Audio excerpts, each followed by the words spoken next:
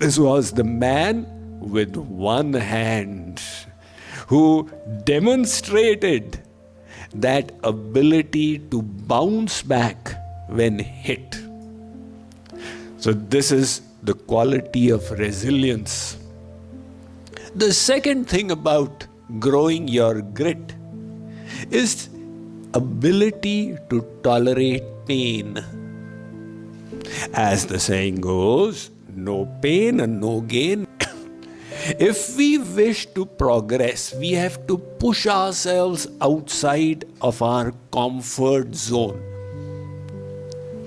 If you wish to remain in your comfort zone, no progress is going to happen. Sometimes the universe pushes us in such a situation which is beyond our comfort zone just to make us progress.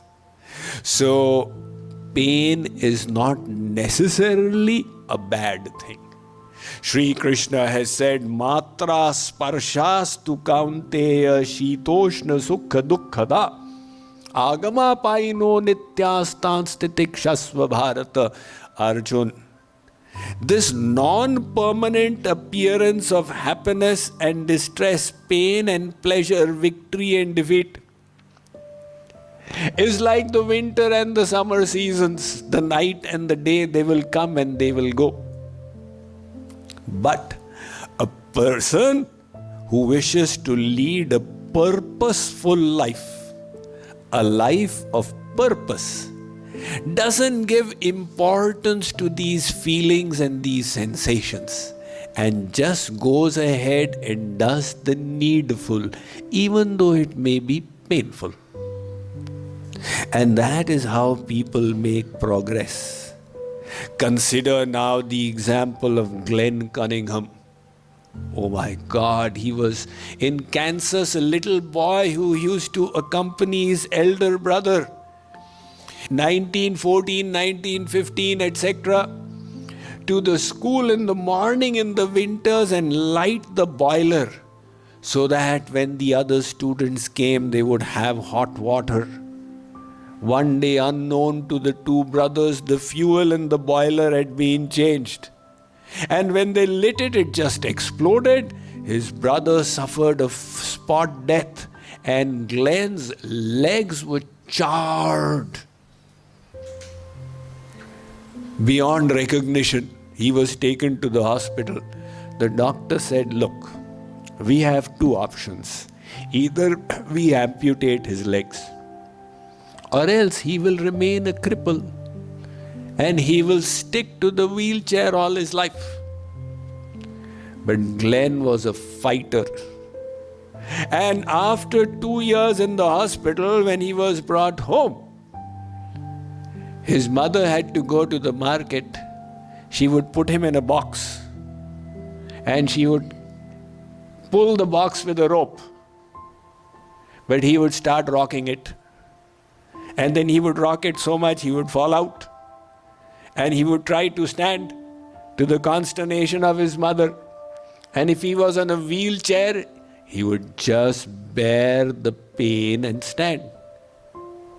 See, like what happens, supposing you break a wrist.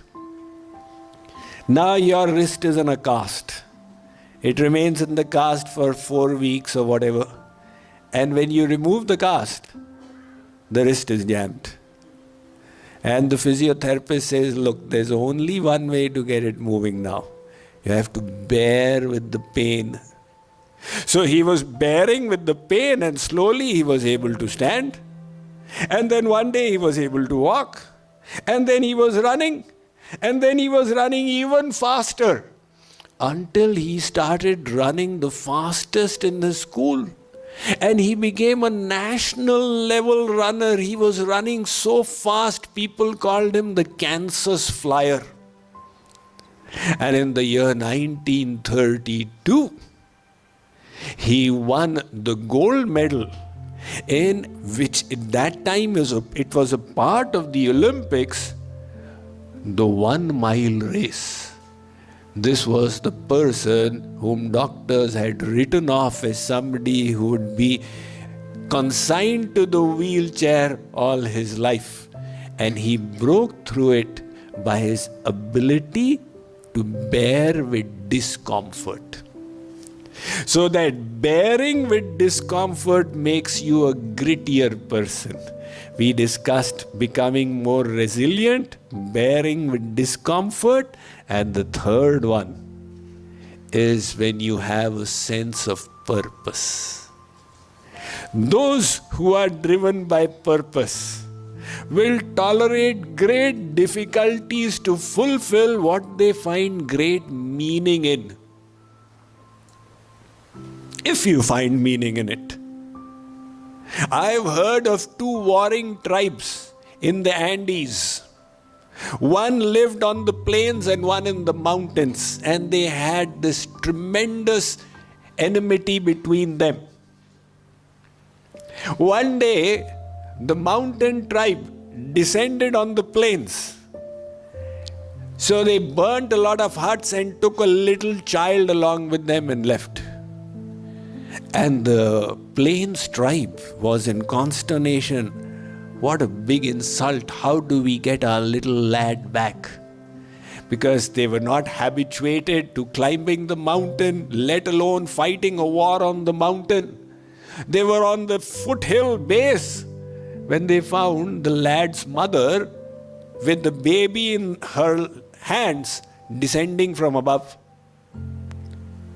They said, "How did you do it?" She said, "It is my baby." When she had the purpose, she was up to the challenge and willing to bear with the difficulties to do the needful. Likewise, if you are motivated by a higher purpose, your ability to bear with difficulties and discouragement will automatically increase. If your purpose is self-gratification or pleasure, the moment the pleasure reduces, you'll be discouraged. But if your inspiration is coming from higher values, you will persist. Take a look at D. Witt Wallace, the founder of Reader's Digest. One of the most, in fact, probably the most biggest success story in the publishing industry. D. Witt Wallace came up with this idea of seeing all magazines with trash in them. He thought, how about a magazine with inspiring stories? So he started collecting stories. And he took his idea to many publishers that he would make a pocket-sized magazine with inspiring stories, and everybody discouraged him. Say, "You are crazy. This idea will never succeed." So after being rejected by over 100 publishers, he decided to self-publish it. And based on his funds available, he published about 200 copies. They got sold. And after that, there was no looking back. It was translated into languages around the world. And till date, it remains such a popular magazine.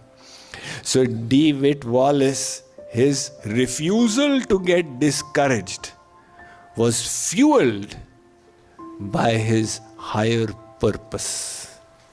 As Friedrich Nietzsche said, if you have a strong enough why, you can tolerate any what, any condition. That is why, to be grittier, find a higher purpose in your life. In fact, Martin Luther King Jr. said, if you have not found a purpose you are willing to die for, your life is not worth living.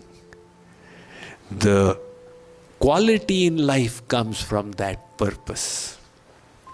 And final point in becoming grittier is to have faith in God's plan. Things may not be going well, but have faith that He has everything under His control, even though it may not seem like that to us.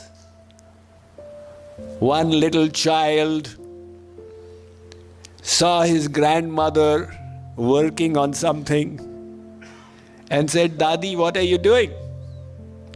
Dadi said, "Beta, it's the month of November. I am stitching a sweater for you, knitting one." So he came and looked from below, and all he could see was these woolen threads hanging out in a haphazard manner. He said, "Dadi, this seems to be very chaotic. This doesn't look like a sweater." She said, "My child, come and look from my side." She lifted him and put him on the lap, and when he saw from the top, a beautiful pattern was emerging. Likewise, from our side, it may seem to us, "Oh my God, everything is in a mess. The world is in a mess. The country is in a mess. My life is in a mess." But that is the time to remember God and to realize that in His grand scheme of things, it is all under control.